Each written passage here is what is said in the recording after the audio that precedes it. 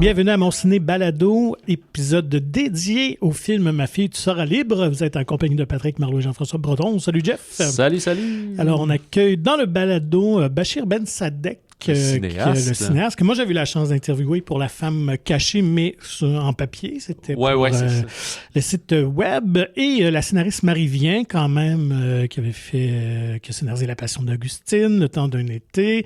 Ouais. Donc, quand même. Arlette. Donc, ben oui, on avait discuté avec elle pour Le temps d'un été il y a quelques années. Donc, deux personnes. Je me demande si c'était pas la même année, en fait. Le temps d'un été, puis La Femme cachée. Je pense que oui, il me semble que c'était l'été 2024. Ouais. Alors, qui, cette fois-ci, là, se lance dans un projet, un film quand même très percutant. Alors, je te laisse nous révéler de quoi parle Ma fille, tu seras libre. Petit synopsis, on est en Afghanistan au printemps 2002, forcé de se marier à un homme de 65 ans, un certain monsieur. Zarmina, qui a 15 ans à l'époque, fuit son pays pour Montréal. Mais sa liberté a un prix, c'est que sa fille devra un jour épouser son cousin qui, lui, est resté à Kaboul. Alors, le temps passe, tout ça va bien, mais une fois qu'il est rendu avec sa fille de 13-14 ans, même un petit peu plus tard que ça. Un peu plus vieux, je pense, moi. 16-17 peut-être. Ouais, parce qu'il est au cégep, je pense, là, ou fin secondaire. Ben là, le pacte va refaire surface, sauf que là, Zarmina, maintenant, va se dire « Ouais, mais là, ça n'a plus rapport, là, elle est née au Québec, elle n'a pas ça en tête pantoute. » Fait qu'il va venir une espèce de lutte pour que son mari essaie de faire annuler le mariage, mais tout ça est pour une forme de le bien de chaque personne, de pouvoir sortir de l'Afghanistan et quoi que ce soit. Fait que quelle est la juste chose à faire. Voilà. Et le film est monté un peu dans un mélange chronologique où on part d'une certaine situation puis on va remonter le temps pour comprendre qu'est-ce qui nous a mené là. Oui, parce que le film passe sur une scène un peu choc. Oui. Et là, on va mener jusqu'au récit. Qu'est-ce qui amène à cette séquence-là? Donc, un film, comme je disais d'entrée, moi, que j'ai beaucoup apprécié. Tout à fait. Intelligent, bien écrit, bien tourné, bien joué. Une thématique qui, moi, m'interpelle beaucoup. De liberté individuelle. Oui, tout ça. Puis, tu sais, ce genre de pratiques-là qui datent quand même... C'est sûr, question de culture et tout ça, là, je porte pas de jugement, mais... C'est dur de concilier des pratiques ancestrales d'autres cultures avec la nôtre pour ceux qui se sont immigrés installés. C'est ça, fait que c'est toujours des enjeux intéressants. Et puis, voilà, fait qu'on a reçu dans le balado 3 personnes de l'équipe du film. Oui, dans le balado, je pense qu'on oublie de nommer la productrice Valérie Dauteuil parce qu'elle était comme « je vais être là, mais pas trop, mais peut-être. » Puis là, finalement, rapidement, elle avait des choses à dire. Oui, on l'a interpellée. On a eu pas mal de questions techniques sur justement ce tournage international-là. Il faut dire que ça a été tourné sur l'île de Chypre aussi, fait que ça amène son lot de défis. Voilà, fait que je pense qu'on l'a dit d'entrée de jeu, Bachir Ben Sadek, Marie Vien et Valérie Dauteuil. Marie aussi a beaucoup de choses à dire. Là, une bonne première dizaine de minutes, on est avec Marie sur la scénarisation, l'idéation. On sent qu'elle est très passionnée. Elle a toujours écrit des scénarios où elle est quand même investie pas d'une mission nécessairement, là, on le dit un peu, mais tu sais, très touché par son sujet et non pas seulement justement une commande ou pour remplir des cases. Et on en discute tout au fil de cette conversation-là, de cet échange, à quel point elle est impliquée dans tout le processus. Et vous allez voir à la fin de l'entretien, qui est quand même un genre de 45-50 minutes, là, plus que nous-mêmes on pensait faire, mais il y avait de la matière. Et voilà qu'elle aussi pense que ce serait important que les scénaristes travaillent plus en collaboration avec les cinéastes, justement, pour que le tout soit plus uniforme et homogène. C'est d'ailleurs pour ça, comme tu mentionnes, qu'à la fin, au début du film, je sais plus... à la fin, me semble. C'est écrit un film de Bachir Ben Sadek et Marie Vien, parce que même si elle n'a pas fait la job de réalisation, elle a présenté, avec son idée, finalement. Et voilà, je ne vais pas tout résumer. Vous allez, avec plaisir, écouter notre entretien avec l'équipe. Et le film « Ma fille, tu seras libre » prend donc l'affiche le 27 mars partout au Québec. Et nous le recommandons très chaudement. Alors, on accueille dans le balado Bachir Ben Sadek, réalisateur, qui nous avait donné il y a quelques années La Femme cachée, et également la scénariste Marie Vien, qui nous offre ce film « Ma fille, tu seras libre ». Donc, merci à vous deux de venir nous voir, de jaser de ce film-là très percutant. Jean-François, tu vas d'une première question, je me lance. Ah, vas-y, Patrick. Moi, allons-y avec le début. Donc, comment est née cette histoire-là? Est-ce que c'est toi, Marie, qui a eu cette idée-là, ou c'était Bachir, et vous êtes rencontrés, ou comment tout ça s'est mis en place au niveau du scénario? Toute cette idée-là a commencé il y a 10 ans. Je peux même pas croire il y a 10 ans parce que je suis pas quelqu'un de très lent dans la vie, mais là, franchement, je pense que j'ai frappé mon record. D'habitude, tes idées aboutissent plus rapidement, tu veux dire? Pas si rapidement parce que je suis vraiment quelqu'un qui fait beaucoup de recherches à la base et je savais absolument pas que j'allais écrire un film sur ce sujet-là. J'ai lu un fait divers dans la presse sur le mariage forcé. Par la suite, j'ai vu qu'il y avait aussi une dame qui s'appelait Madeleine Lamboli, qui est chercheure, qui avait fait une thèse sur les mariages forcés. Puis, pour une raison ou pour une autre, j'ai été comme complètement interpellée par le sujet sans savoir que j'allais écrire. Là. C'était pas du tout ça. Je fais pas ça d'habitude. D'habitude, j'ai un sujet, puis je vais fouiller parce que je ne fais que des scénarios originaux. Donc, c'est ce sujet-là qui vous a trouvé, finalement. Oui. Et puis, j'ai rencontré Michèle Ouimet de la presse pour qu'elle me parle de l'Afghanistan, qu'elle me parle de toute l'affaire Safia aussi. Je suis à la radicalisation de Montréal pour rencontrer les gens là-bas puis qui me parlent comment ça fonctionnait aussi dans les écoles, comment ça marchait. J'ai rencontré des Afghans, des Pakistanaises, des Indiennes, des Maghrébines. Et à un moment donné, j'ai posé pied sur l'Afghanistan. Et après 5 ans, je pouvais vraiment dire que j'avais fait ma maîtrise en mariage forcé. Et je me sentais pas capable d'écrire le film. Je connaissais mon histoire, je savais que je voulais faire une tragédie, je voyais les personnages, mais j'avais vraiment la chienne. Et un jour, je rencontre une Afghane pour la première fois qui s'appelle Khalida. Je vais taire son nom de famille. Et c'est une femme qui venait d'arriver au Québec, une réfugiée, elle avait pas beaucoup de sous. Je lui donne un cachet pour l'entrevue, juste comme pour l'encourager. Et elle m'avait enveloppé dans un papier de soie une carte postale. Et la carte postale, c'était une femme en burqa avec un petit bébé. Puis en dos, elle m'avait dit « Merci beaucoup de dire au monde entier que les femmes afghanes souffrent. » Et donc, ils m'ont dit, si toi, t'écris pas, Marie, qui va écrire? Parce que nous, on a peur de perdre nos familles, on a peur de dénoncer. C'est dur de dénoncer. Alors, pour ces femmes-là de première génération, c'est encore plus dur. Je me suis relevé les manches, puis j'ai écrit. Wow. C'est pas juste un film, c'est une mission sociale, humaine, finalement. Mais plus grande que moi. C'est parce ça. Que je sais pas comment dire, je me suis pas dit il faut que j'écrive. J'ai pas voulu faire de morale. J'ai pas voulu dire je suis en mission, je suis une missionnaire, je vais sauver. Une Jeanne d'Arc. Non, j'ai pas fait du tout une Jeanne d'Arc de moi-même, mais j'ai voulu utiliser, parce que je suis une hypersensible, j'ai voulu utiliser ma sensibilité pour la mettre au profit de ces gens-là en étant le plus authentique possible. Puis en donnant à ce personnage qui s'appelle Zarmina un pouvoir. Parce que ces femmes-là, ils n'ont pas de pouvoir. Ils ont 0 pouvoir. Puis je me disais, mais si je suis capable, dans une fiction, de lui donner juste un tout petit peu de pouvoir, qu'elle puisse jouer dans son cœur et de sa âme, puis lui donner la force de se battre pour la liberté de sa fille, elle aura accompli quelque chose. Puis si ce film-là peut... Puis je vais arrêter de parler, là. Si ce film-là peut ouvrir juste un petit peu la discussion, on aura fait un petit bout de chemin. Et à ce moment-là, avant l'écriture même du scénario, est-ce que vous approchez, exemple, votre productrice, le réalisateur Bachir, ou tout ça est venu quand même après une première version, un premier jet? Ou... en fait, j'ai approché... ça s'est fait presque 3-4 ans après. Tu avais déjà bien entamé la recherche. Puis ce qui était drôle, à l'époque, j'avais un partenaire, André Rouleau. Puis, j'avais déjà moi-même commencé un autre projet qui touchait un peu à la question des droits des femmes et tout ça, qui était fonctionnait pas. Mais je veux dire, c'était une thématique qu'on avait puis qu'on avait discuté beaucoup avec André. Puis en fait, t'avais rencontré André en premier, je crois.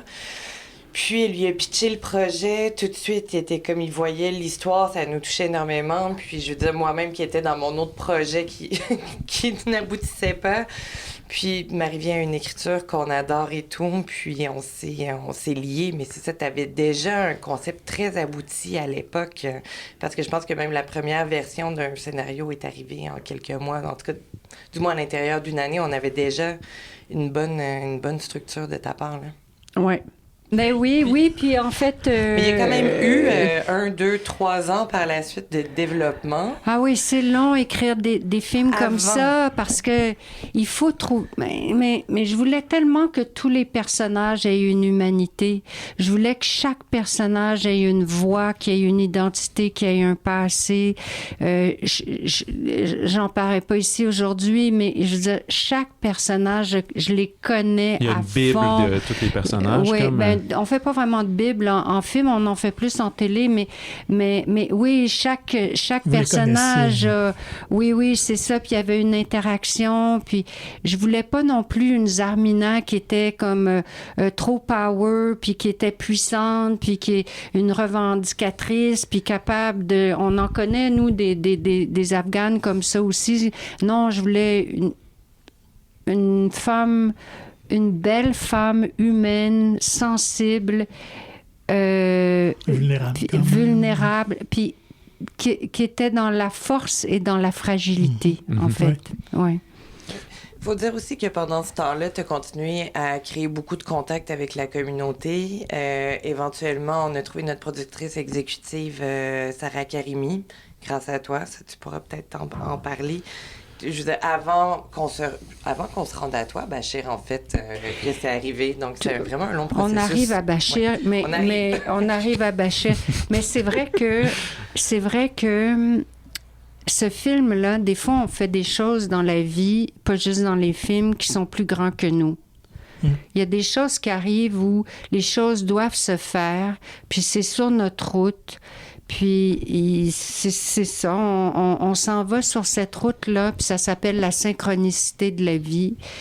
Et le 18 août 2021, je vais m'en souvenir toute ma vie, je regarde les nouvelles à CNN, je suis en train d'écrire « Ma fille, tu seras libre », et je vois cette jeune femme qui se filme elle-même parce que son amie l'a appelée, puis elle lui a dit « The Taliban are coming in Kaboul ».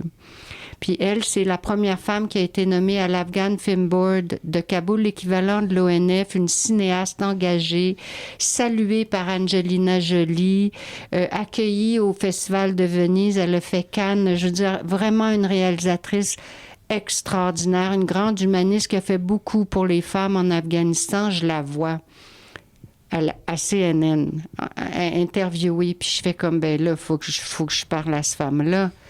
Et moi, chez nous, dans mon salon, là, à Montréal, puis elle a pris l'avion, elle est allée en Ukraine, de l'Ukraine, elle était acceptée à Venise. 2 jours plus tard, je lui parle. Je lui dis, je fais un film, j'écris ça, est-ce que vous seriez intéressé à lire le scénario? Et là, elle a lu le scénario, elle m'a demandé si j'étais afghane, je dis non. Et puis, elle m'a dit, mais oui, moi, j'embarque. Et puis, elle est devenue productrice exécutive.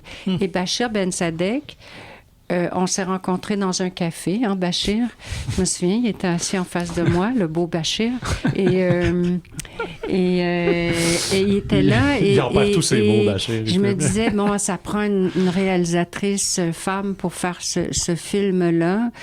Et puis, on cherchait, hein, Bachir.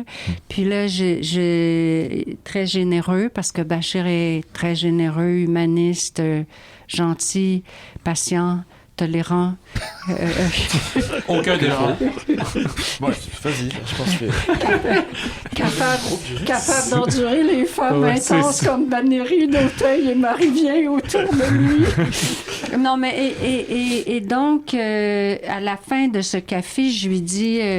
je lui lance ça comme ça. Est-ce que tu veux lire le scénario? Non pas nécessairement pour qu'il puisse le réaliser, mais juste comme, veux-tu le lire? Et il l'a lu. Oui, parce qu'il faut savoir que Marie-Vien est toujours en train de corriger son scénario. Je pense qu'hier, à l'avant-première, elle corrigeait encore le Il y a scénario jamais de version et finale, le film. Donc voilà. Donc elle est toujours en quête de feedback de lecteur, de voir ça marche-tu, ça, t'as-tu compris ça, ça a-tu fonctionné, ah ok, ah peut-être que je pourrais changer ça ici. Donc je pense qu'elle était déjà rendue à la 32e version quand je l'ai lu. Et moi, je me suis installé un dimanche après-midi sur une terrasse, fin août, début septembre, pour lire le film. J'ai vu un film en fait. J'ai lu un scénario et j'ai été happé pendant les 100 et quelques pages que durait ce scénario. J'y ai vu une tragédie grecque, c'est la première chose qui m'est venue en tête. Ouais. J'y ai vu l'absence totale de jugement vertical ou de morale vis-à-vis des personnages dont on pourrait penser qu'ils ont commis des actes répréhensibles. J'ai vu une grande humanité et une série d'images comme ça qui m'embarquaient. Et je me suis dit, mon Dieu, mais ça me parle. On dirait que ça parle au réalisateur que je suis. Marie-Vien, c'est une grande scénariste. J'ai vu les films qu'elle a scénarisés. J'ai été pris dans ces histoires. Et celui-là, on dirait qu'il me parle de façon intime. Et que là, mon dimanche soir, j'ai pris un petit peu de temps pour rédiger un texto pour lui dire, regarde, je sais que vous cherchez une femme, je sais que vous êtes à la recherche d'une réalisatrice, etc. Si jamais ça donne que vous trouvez pas, moi je suis intéressé. Et petit chemin faisant, Marie m'a dit, ah écoute, regarde, attendons, je vais sonder mes producteurs. Et ces producteurs sondés, producteurs ont voulu me rencontrer. Et l'après-midi, avant mon départ pour la France, pour aller tourner La Femme cachée, j'ai su qu'il voulait bien travailler avec moi. Donc ça a été le début de l'aventure pour moi. Voilà.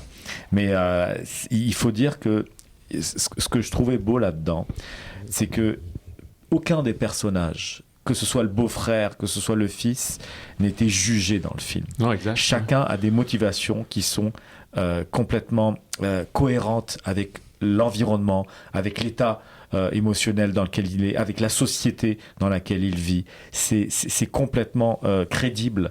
Et je me suis dit, ça c'est le fun. C'est le fun d'avoir une histoire comme ça, parce que c'est d'autant plus simple ensuite quand tu vas aller chercher des comédiens. Tu vas pas leur dire, sais-tu, toi tu vas jouer le méchant, fait que je veux que tu me fasses un méchant. Non, tu peux lui amener de la viande et lui dire, son objectif à lui, c'est de sauver la vie de son gars. Parce que son gars, il est né en Afghanistan, puis il aimerait le sortir. Et si ça veut dire marier la petite nièce qui est au Canada, ben c'est un bien moindre mal que au lieu de ça, il pourrait peut-être se faire tuer à un moment donné ici. Fait qu'il y a, à chaque personnage, il y avait ce souci-là de lui donner de la viande. Et ça c'est de l'or en barre pour moi, pour un travail avec des comédiens. Il y a quand même une forme de lien avec La Femme cachée, justement, au niveau de la réalisation, des espèces de thrillerisque, montage, de relations internationales et tout. Tu sais, après, chaque film est le reflet du travail de tous les artisans et artistes qui ont contribué. Et à un moment donné, on arrive peut-être dans des choses similaires, mais je vous dirais que... je dis pas pour que c'est une redite, je veux dire... je l'ai pris comme ça. Je l'ai pris comme ça. non, mais regarde, parce que ce que j'ai vu moi là-dedans, moi je suis très sensible aux histoires de femmes et c'est vrai que j'ai eu ça dans mes deux premier film que j'avais scénarisé et co-scénarisé. Celui-ci, j'ai pas écrit une ligne sur ce film, mais il a résonné de façon très forte en moi. Et je me suis dit, on dirait que ça t'appelle. Vas-y. Et effectivement, après, pour ce qui est de la mise en scène, pour ce qui est de la lumière, de la réalisation, j'ai été entouré d'une équipe totalement différente de ceux avec qui je travaille habituellement.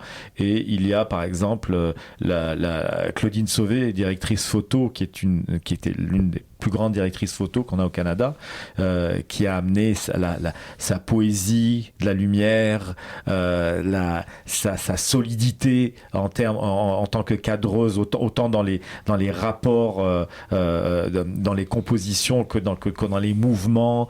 Elle a amené toute une dimension dont j'aurais pas été capable, que j'aurais pas été capable d'amener tout seul, évidemment. Donc et si je continue au décor, j'adore la conception visuelle de Jola van Leeuwenkamp, qui a amené une cohérence artistique, une évolution dans les décors. Donc c'est sûr que tout ça, c'est le fruit d'énormément de contributions, et la musique de Catherine Major, et le montage. Donc vous voyez, et on a travaillé, donc Marie comme Valérie m'ont accompagné pendant le tournage et la post-production, et ça a été un match de tennis à 3, 4, 5 parfois, pour pouvoir trouver le ton juste. L'idée, c'était où l'émotion réside-t-elle ?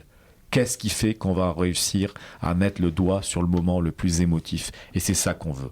On veut cette émotion-là pour que le spectateur se sente happé et le garder avec nous. Et parlez-nous un peu du processus du casting, parce que là, vous avez un scénario quand même qui implique des personnages d'origine afghane et tout ça. Alors, comment on procède pour chacun de ces personnages-là? Et est-ce que toi, Marie, t'as accompagné un peu Bachir là-dedans? Ou, Oui, on était vraiment un couple, hein? Des fois, parfois un threesome. Mais peut-être qu'il y a une chose à dire avant les Afghans, aussi avant de parler du casting afghan. Il y a aussi Julie Le Breton qui joue dans ce film-là. Et Julie Le Breton amène une humanité où elle se glisse dans ce film sans que rien soit plaqué. Et ça, c'était quelque chose qui était important aussi, qu'on a travaillé beaucoup au montage aussi. Et elle incarne une humanité et une bienveillance, mais pas gratuite. Je veux dire, c'est vraiment une amitié qui se tisse, je dirais, au fil des années, sans que ça soit expliqué. Et comme scénariste, en tout cas, c'est quelque chose d'important, parce que nous, les scénaristes, on veut toujours tout expliquer. Okay. Contrairement aux réalisateurs qui veulent jamais rien expliquer. Les scénaristes, on fait tout le temps le chemin pour tous nos personnages. Puis c'est vrai qu'après, il faut reprendre le scénario puis couper les routes, dire OK, elle a pris ce sentier-là, ce sentier-là, ce sentier-là. Bon, et c'est ce qui est arrivé. Je pourrais écrire 3 films sur Nancy qui finalement, je veux dire, c'était très élaboré, je dirais, pour finalement couper, puis aller dans le plus pur de l'émotion. Il fallait commencer par le début, je dirais, mais pour arriver à cette finalité-là. Mais je voulais quand même souligner le rôle de Julie Le Breton, puis dire qu'au niveau du casting, je vais passer la parole à Bachir, mais c'est rare dans des entrevues là, qu'on a le temps de prendre le temps puis de dire des choses. Non, mais une des forces de Bachir, c'est le casting. Parce que il y a ce souci d'authenticité qui est à l'écran. C'est sûr que c'est à Valérie et à moi aussi, on a un souci de casting, là, mais il y a vraiment un souci d'authenticité au-delà de la commande, peu importe. Là, et je trouve que c'est une de tes grandes forces, Bachir. Merci. Mais écoute, le casting, c'est-à-dire que quand on a commencé ça, dans le casting, ça commence finalement quand t'écris tes intentions de réalisation. On te demande d'écrire ce document-là pour pouvoir déposer une demande à la SODEC. Donc, il faut quand même se poser la question des gens avec qui on veut travailler. Et au départ, on était un petit peu encore dans le flou, mais il y a une chose qui s'est invitée rapidement à la table, c'est la question, la contrainte, on va dire, avec laquelle on a décidé de composer et qui est devenue notre cheval de bataille, c'était d'engager une distribution exclusivement afghane pour les rôles afghans. Et Dieu sait qu'on nous a suggéré d'engager telle ou telle personne qui pouvait parler le persan, qui avait déjà incarné des Afghanes et qui était une star internationale. Mais c'est Sarah Karimi, donc la directrice, la dernière directrice de l'Afghan Film Organization, qui nous a dit « Gang, on peut-tu avoir des Afghanes pour jouer des rôles d'Afghanes, des Afghans pour jouer des rôles d'Afghans. On est tout le temps tassé quand vient le temps de choisir un comédien ou une comédienne. On se fait tout le temps représenter par les autres, par des Indiens, par des Iraniens. C'est une vraie joke des fois parce que on les connaît maintenant, les acteurs afghans. Tu regardes des films américains où c'est censé se passer en Afghanistan. Tous les premiers rôles sont tenus par des Iraniens. Puis dans les rôles où tu clignes des yeux, où tu rates le gars qui est passé, ça c'est un Afghan. Lui c'est un vrai. Lui il aurait pu interpréter. Donc quand j'ai lu le scénario, je dois dire étant réalisateur, tu peux pas t'empêcher d'essayer de mettre un visage. Le premier visage qui est apparu, c'est celui de la grand-mère, le personnage de la grand-mère, Habiba.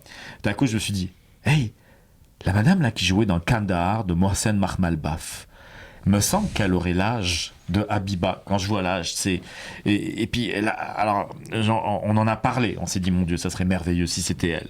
Ensuite, Zarmina, il fallait en trouver une. Il y a plusieurs visages qui sont invités. Et il y en a un qui s'est imposé, c'est celui de Wajma Bahar. La première photo que j'ai vue d'elle, elle avait l'air d'une espèce de princesse avec une toque de poils. Sur l'autre photo, elle a les cheveux tout courts, elle a l'air d'un top modèle, tu sais, où tu te dis, écoute, non, la dame, notre Zarmina est très fashion, celle-là. Et tout à coup, elle nous envoie un self-tape, puis on a une femme dans toute sa force, dans toute sa fragilité aussi de ce qu'elle amène. Et on se dit, mon Dieu, c'est-tu elle ? Et on a eu une coupe de ronde. On a fait une audition à Paris. Absolument. Avec Julie et avec Wajma. Je voudrais juste rajouter quelque chose, comme on a la chance d'avoir Valérie ici, puis qu'on parlait d'acteurs et d'actrices afghans. Valérie, c'est vrai que souvent tu t'es fait dire, prends telle actrice, et c'est tout en ton honneur des aussi. Actrices, effectivement, iraniennes. Oui, puis je dois dire que le film aurait pris un niveau commercial très, très élevé si on avait pris... Tu veux dire son nom? Oui. Golshifteh Farahani. Oui. Ah, de lire... Oui, qu'on a vu récemment. Oui, parce que c'était un rôle parfait pour elle, là. OK? C'était un rôle parfait. Complètement. Et Valérie a dit non. Elle est iranienne, ça? Oui, elle est iranienne, oui. Puis c'est un rôle, elle l'aurait probablement pris parce que c'est un rôle parfait. Puis on avait Sarah Karimi, comme je vous ai parlé tout à l'heure. Donc, vas-y donc, 2 minutes. Mais j'allais dire, il y a beaucoup de choses qu'on peut dire autour du casting parce que, bon, déjà avec Bachir et Marie, puis je pense que ça s'est vraiment concrétisé justement grâce à Sarah Karimi parce qu'en lui parlant, c'est comme devenu une évidence qu'on n'avait pas le choix de maintenir un cap d'authenticité qui était au-delà de l'artistique, où on voulait vraiment respecter ce parcours-là qu'on était en train de mettre en place, cette histoire-là qu'on voulait raconter des femmes afghanes. Si on allait raconter cette histoire-là, il fallait que la communauté soit en place. Puis, dans toute la production, en plusieurs sphères, on a parlé de Sarah, mais il y a beaucoup d'autres Afghans qui nous ont aidés pour les costumes, pour le casting. Puis, ce qu'il faut savoir aussi, c'est Julie, c'était assez une évidence dès le départ. On la voyait, on savait que c'était Julie. Quand on s'est positionné dans l'idée de faire un casting 100% afghan, il y a de très grands artistes afghans, de très grands comédiens afghans. Mais ils ne sont pas au Canada. Au Canada, on a eu beaucoup de chance parce que la fameuse Habiba, la grand-mère, Nelofer Pazira, des informations qu'on a trouvées sur Internet, elle habitait potentiellement en Irlande, si je me rappelle bien. Son mari, en fait, est irlandais, un grand journaliste. Puis finalement, elle était basée en Ontario. Oui, OK. C'est comme coup de chance. Vraiment? Au Canada, déjà, c'était pas mal. Puis quand on a regardé justement Wajma Bahar en France, puis au final, les acteurs du film, Abdullah, c'est le mari de Wajma, Ayman Arianfar. Okay. Coup de chance, un acteur très talentueux. Coup de chance, ils sont ensemble. On accède à ce casting-là. J'ai des amis en France, producteurs, qui nous ont prêté leur bureau pour pouvoir profiter du fait que Julie était en France pour lui faire des auditions avec Wajma et une autre actrice à l'époque. On a une actrice de Finlande, on a un acteur d'Allemagne, on a failli en faire venir une de Los Angeles, Puis finalement, ça n'a pas fonctionné. On a pris justement Réseau qui était en Finlande. C'est comme une job de Réseau fou Ariapo. de coordination. Au Canada aussi, grâce au premier contact que Marie avait fait avec la communauté afghane, on a rencontré l'Afghan Youth Association of Montreal. On a rencontré des gens dans cette association-là qui nous ont mis en contact avec d'autres gens. On est allé mettre des affiches de casting dans les épiceries afghanes, dans les commerces, un peu partout. Ils nous ont vraiment fait rentrer dans leur monde. Ce qui a permis de récupérer quelques noms de gens qui ont osé venir en audition. Donc Firouz, au final. Alors Firouz, lui, c'est génial. Marie m'envoie un texto un après-midi. Elle me dit, hey, regarde, lui, c'est tel contact que j'ai dans la communauté qui m'a dit qu'il avait déjà fait des photos de mannequinat. On peut-tu le passer en audition? Elle m'envoie 2 photos. Je dis, sure, on va le prendre. On le cherche encore. Moi, j'étais l'adolescent. Oui, moi, j'étais découragé parce que j'en trouvais pas. C'est ça. Puis à un moment donné, ça pop, il y en a qui arrivent. Là, il arrive en audition. Puis on s'est regardé avec le directeur de casting. On se dit, mon Dieu, si c'est lui, on est béni des dieux. Ouais. Et on leur a fait faire, en fait, on a eu un carré d'as de jeunes à qui on a fait faire un atelier d'1 semaine pour voir comment ils évoluaient, comment leur courbe d'apprentissage dans le jeu à la caméra évoluait, pour finalement se décider pour les 2 adolescents qu'on a gardés. Et ça a fait une espèce d'équipe de rêve. Mais même chose pour la famille. On a eu de grosses discussions à savoir qui est qui. C'est qui Wajma? C'est qui son mari? C'est qui le beau-frère? C'est qui Zarmina, pardon. Et à chaque fois, on a eu la chance de pouvoir aboutir à un scénario. Parfois par les contacts que Marie avait établis avec la communauté afghane, parfois quand Sarah intervenait, quand on disait « Sarah, au secours, on vient de perdre une comédienne », tu sais, on avait une comédienne qui devait interpréter une dame de 50 ans censée être la mère du mari de Zarmina, la belle-mère de Zarmina. La dame a pas son passeport, a pas ses papiers en France. Si elle sort de France, elle peut pas y revenir. On est à 2 semaines du tournage. 2 jours. Pardon, 2 jours. Et Valérie me dit, c'était le bordel. Oh mon Dieu, que c'était le bordel, cette production-là. Je vous le dis, là, c'était le gros bordel. Ouais. Alors, Valérie, elle me dit, Marie, excusez-moi l'expression, on est dans le mal. J'ai dit, OK. Il n'y a pas d'autres mots. On envoie des gens en France pour les papiers, vérifier tout. Oui, puis on est à Chypre. Puis là, quand on écrit un scénario, je veux dire, on peut pas changer un personnage de 50 ans pour 20 ans. Là. Je veux dire, c'est pas une recette de cuisine, ça. Là. Alors, elle me dit, faut qu'on trouve une solution. Là, je suis dans ma chambre, puis là, je fais, OK, faut que je trouve une solution, faut que je trouve une solution, faut que je trouve une solution. Parce qu'on est à Chypre. Non, mais on a changé l'âge du personnage, puis c'est devenu sa sœur plutôt que d'être sa mère. Là, je change le scénario, je dis j'ai une solution. Là, Sachez que nous avions 2 plans à l'époque. Il y avait, on regardait, parce qu'à la base, c'est qui peut voyager à Chypre pour être ici dans moins de 48 heures. Ouais, c'était le critère. Pendant ce temps-là, Marie vient créer une option alternative qui est valide avec Sarah Karimi pour savoir... Est-ce que ce serait crédible que le personnage soit plus jeune?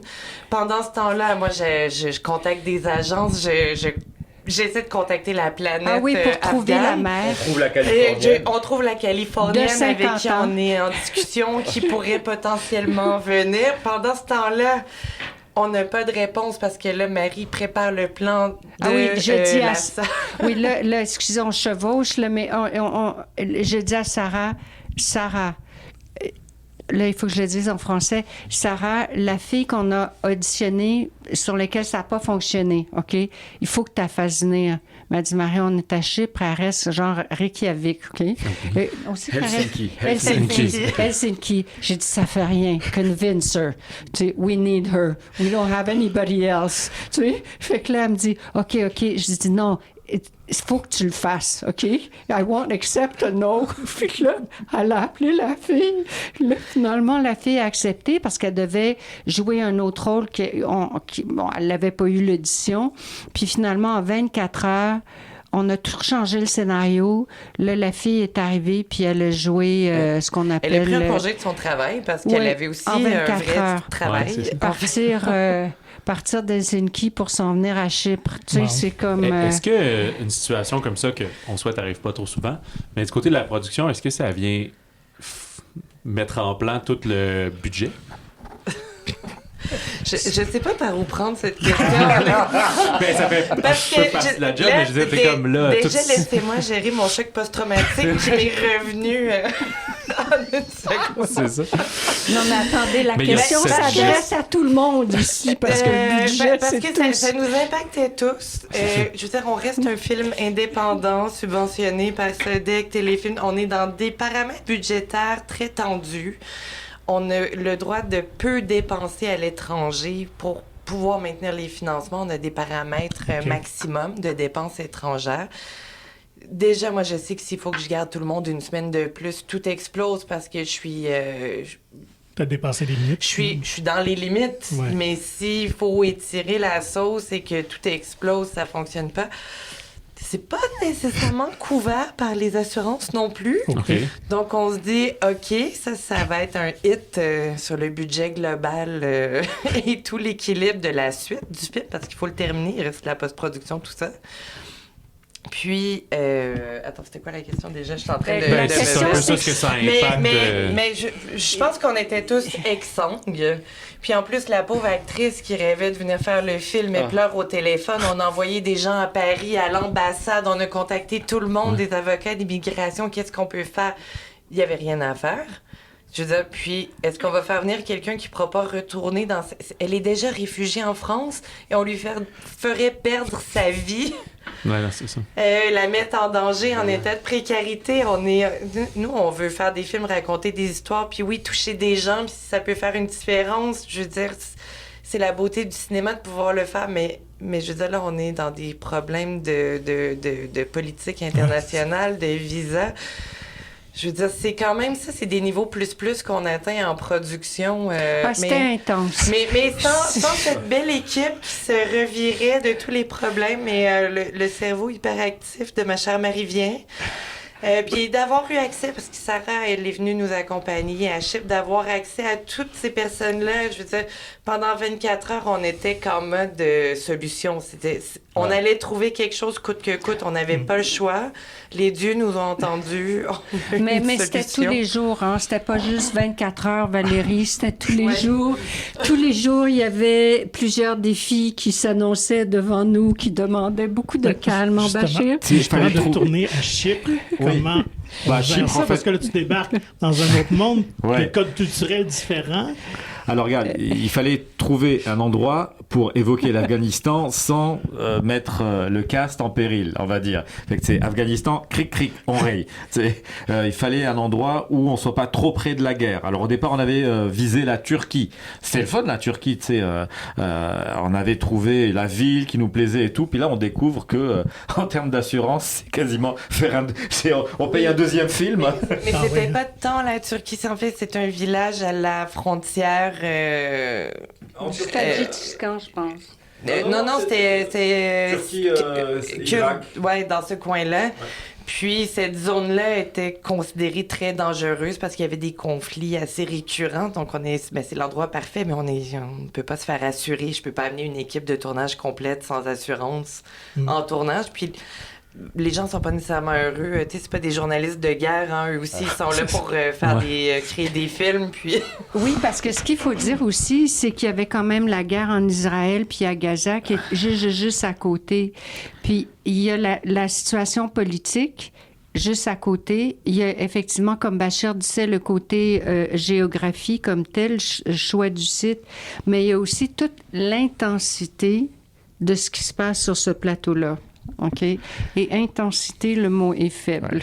Parce qu'on est des intenses ici, mais je dirais, par moments, c'était très, très intense parce que la fiction et la réalité ne faisaient qu'un pour ces femmes afghanes C'est qui vrai, avaient vécu ça, qui avaient vécu des attentats terroristes, qui avaient vécu ce que c'était.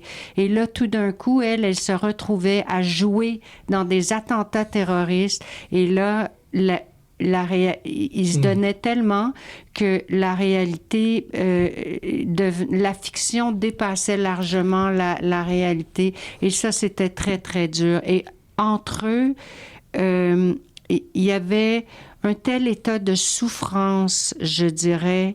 C'était dur à voir aussi parce que c'est des exilés, c'est des gens qui ont fui. Ils se retrouvaient, il y en a qui s'étaient pas vus. Ils se retrouvaient là dans le milieu nowhere avec des techniciens Chypre. On se comprenait pas tout le temps. Et puis Bachir, cool. Ben, Mais ça. la parc. Ouais, ben, regarde. Donc, bon, je reviens, mais parenthèse, ce que vient de dire Marie est très important. Il y a la scène où on ramène le corps de Hakim dans la famille. Cette scène-là, on a dépassé la journée de tournage. Heureusement, il n'y en a pas eu beaucoup des comme ça en termes de temps. Mais ce que je peux vous dire, c'est que on a fait 2 prises de chaque valeur de plan. Et à la fin de chaque prise, j'allais consoler mes comédiennes et comédiens. Et au dernier coupé, ils m'ont braillé dessus leur vie. Celui qui joue le rôle du frère, il réussissait plus à s'arrêter de pleurer. Celle qui joue le rôle de la sœur nous a fait une crise d'asthme, tellement elle en braillait. Ça a pris 10 minutes pour réussir à lui ramener son souffle. Et après, pendant le repas, le gars m'annonce tout simplement, il me dit, tu sais, avec un petit sourire, j'étais un peu émotif tout à l'heure, c'est parce que mon frère est en prison en ce moment. Ah oui.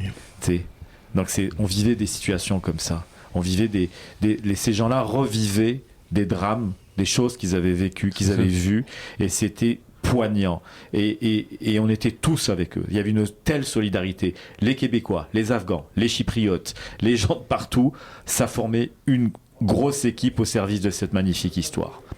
Le lieu de tournage. Non, madame, c'est pas là.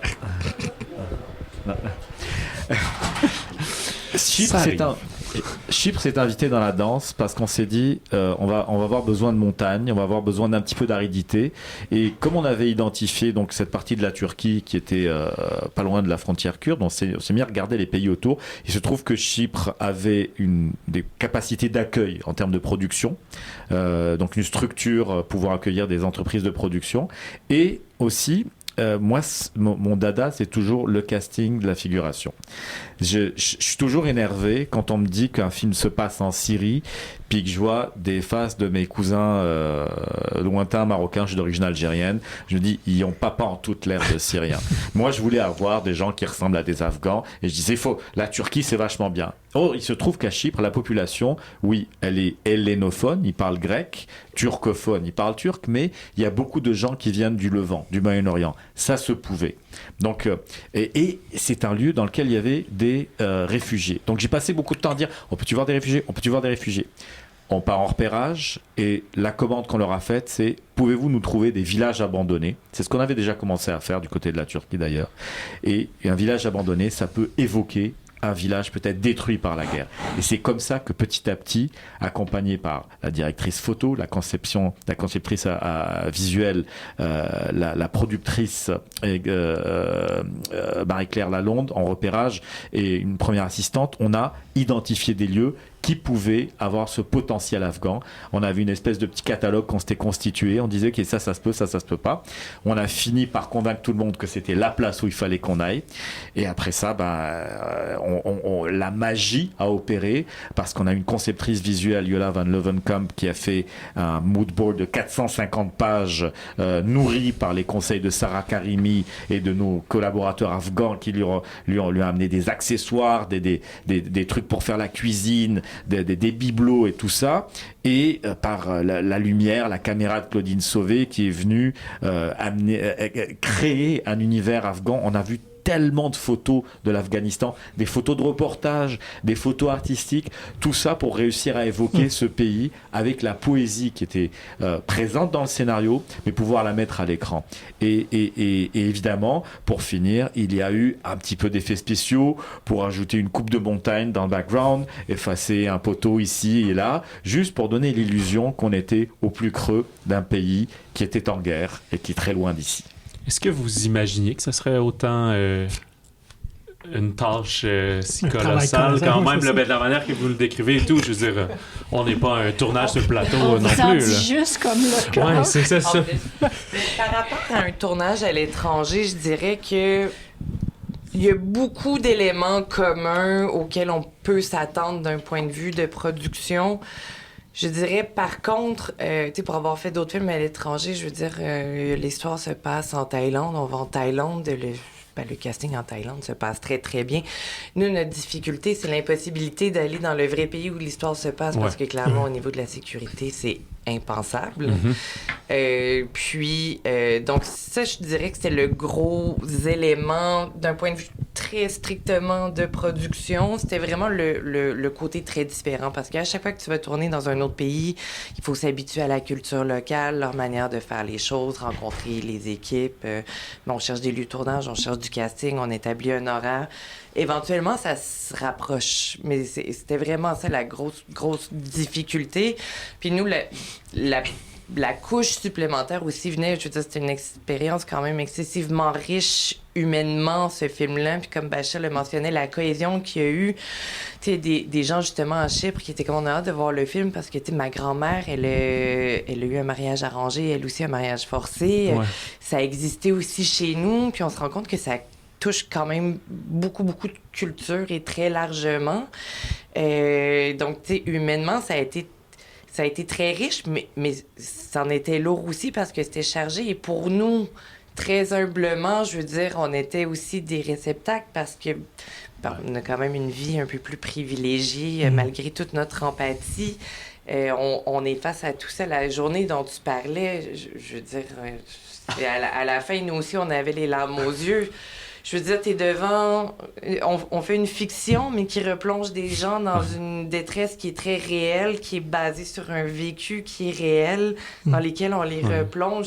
C'est impossible de rester de glace dans une telle... aux comédiens, là, vous commencez à oui, faire des jeux de travail. c'est pour ça que c'était très étrange, parce que c'est exactement comme tu mentionnais, c'est que la fiction rejoignait la réalité qui nourrissait la fiction dans une espèce de boucle infinie. Parce que les êtres humains dans ce film-là, tous les êtres humains, Julie Le Breton aussi, tous les acteurs, mais tous les êtres humains qui jouent dans le film, ils transportent avec eux une fragilité. Je veux dire, tous, que ce soit le beau-frère qui aux abords peut être un peu plus réfractaire puis plus traditionnel, mais avant même de s'ouvrir la bouche, avant même de jouer ce rôle-là, c'est un homme qui transporte avec lui une fragilité. Puis cette fragilité-là, c'est la guerre, c'est la famine, c'est la violence dans son pays, c'est de voir des femmes qui ont été battues, violées. Et donc, tous ces gens-là, tout ça fait partie de l'inconscient du film. Et je pense que c'est ça qui touche les gens, parce qu'on a fait quand même quelques visionnements avec le public. Puis ce qui touche les gens, c'est cette fragilité-là de chaque être humain dans le film qui, avant même d'être un acteur, est un être humain qui arrive avec son lot de bagages, de souffrance, de poésie et d'intelligence. J'ai fait beaucoup de temps. J'ai peut-être une dernière question parce que dans cette relation-là, ça arrive des scénaristes qui écrivent un scénario puis après disparaissent du projet un peu. C'est clairement pas ton cas, Marie. Fait que est-ce que t'es toujours aussi impliquée dans toute la production du film comme ça? Je dirais que on pourrait dire que je suis comme une productrice au contenu aussi. Je suis quelqu'un qui... J'écris pas des scénarios par commande. J'écris des scénarios qui me prennent des années à écrire. La Passion d'Augustine, ça m'a pris 7 ans. Quand j'ai écrit Le Temps d'un été, je suis allée dans la rue pour aller interviewer les jeunes, les moins jeunes, etc. Donc, je suis quelqu'un qui m'implique beaucoup, qui s'implique beaucoup. J'écris pas un scénario comme ça en une année. Et ce que j'aime particulièrement faire, c'est de suivre juste la pré-production du film jusqu'au... Là, ça n'a pas été le cas, mais jusqu'au tournage. Puis après ça, être beaucoup plus présent au niveau du montage et de la musique parce que je suis une musicienne de formation, je suis une pianiste de formation. Et je pense que c'est ça qui fait que dans mes scénarios, il y a comme un... Je veux pas devenir réalisatrice. On me l'a souvent demandé, pourquoi tu ne deviens pas réalisatrice? Je ne crois pas que je serais une bonne réalisatrice, humblement, là. Sur le terrain. Non, c'est vrai. Sur le terrain, parce que je suis quelqu'un qui est très dense, puis non, ça marchera pas.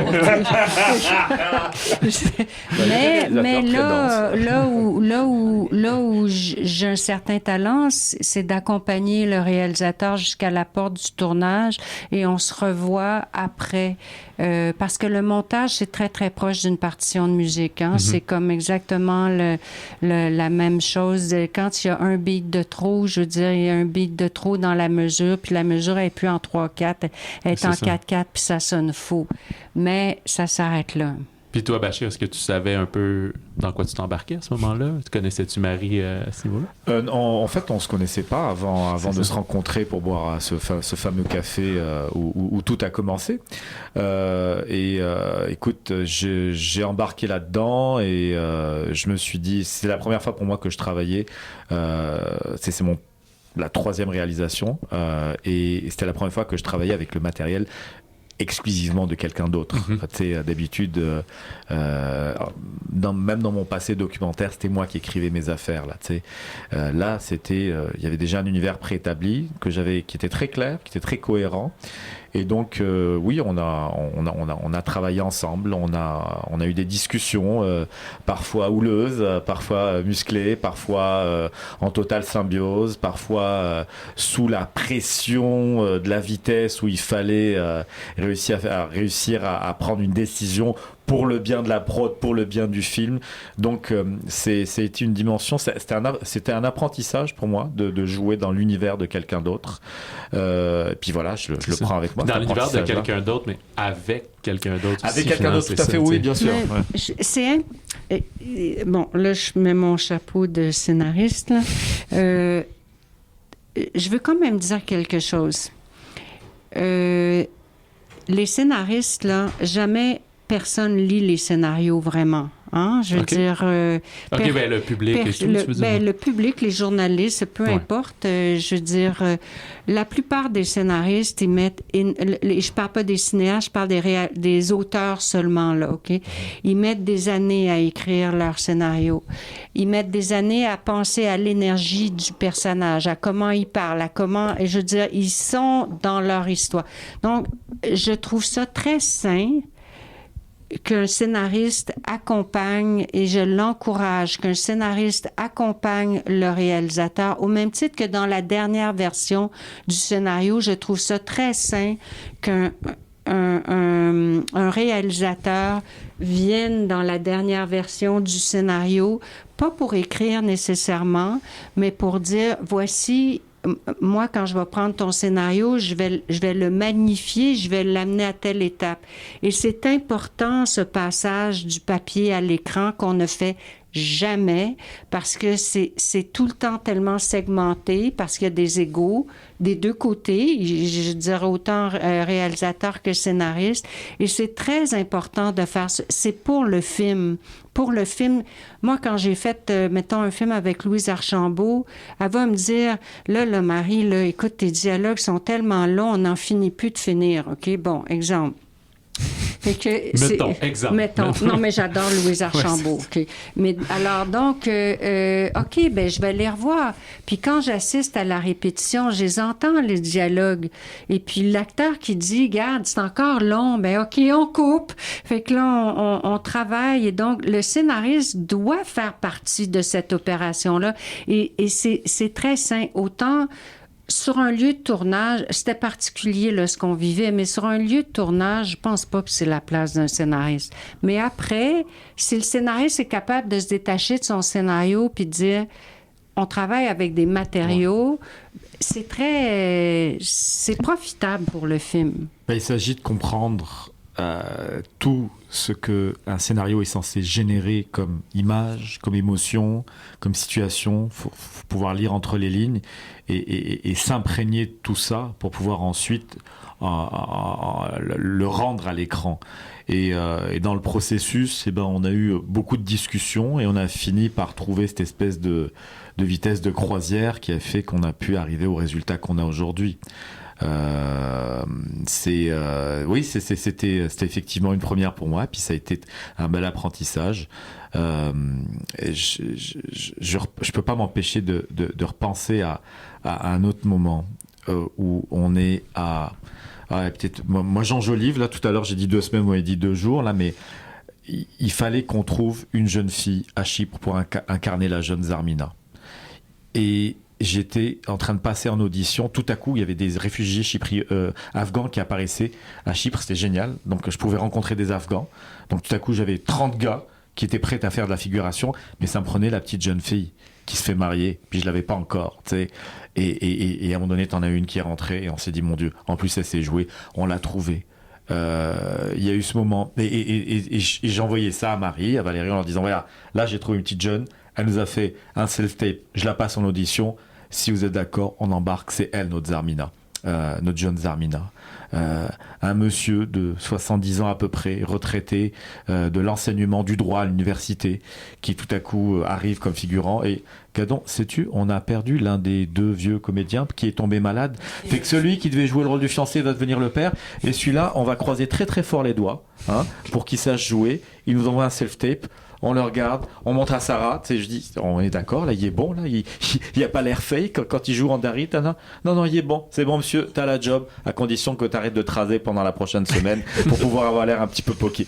Donc, on a eu des moments, des espèces de moments de chance incroyables qui, dans ce parcours forcément chaotique, sont venus nous redonner à chaque fois foi en notre capacité de mener l'équipage à bien. Et moi, juste en terminant, pour revenir sur ce que Marie disait, j'ai mis la petite touche au générique où c'est écrit un film de Bachir Ben Sadek et de Marie Vien, ce qu'on voit rarement, et je trouve que c'est très... Ça me fait tellement plaisir que vous dites ça, parce que c'est mon combat. Ouais.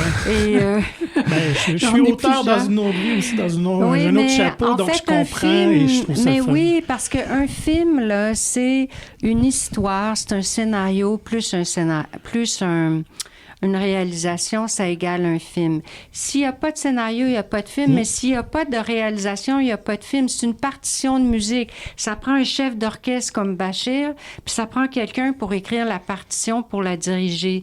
Et c'est très difficile. Mais Bachir, il est correct, là. Je dirais... Bachir... Non, mais dans le sens où, je veux dire, on a affaire à un humaniste, quelqu'un il était à l'aise avec ça. Qui est... je sais pas. Oui. Es-tu à l'aise? Ah oui, c'est ça. C'est totalement le reflet de notre travail. Collaboration. Puis plus on va faire ça, plus les films vont être forts au Québec. Je suis convaincue de ça, moi. Ouais. Je dirais que ça transparaît. C'est vraiment un excellent film sans Merci. Faille. Vous avez bien relevé tous les défis qui se sont mis sur votre Un pavé. film utile et nécessaire, absolument à voir. Marie, Bachir, Valérie, merci beaucoup. Merci beaucoup. Merci à vous.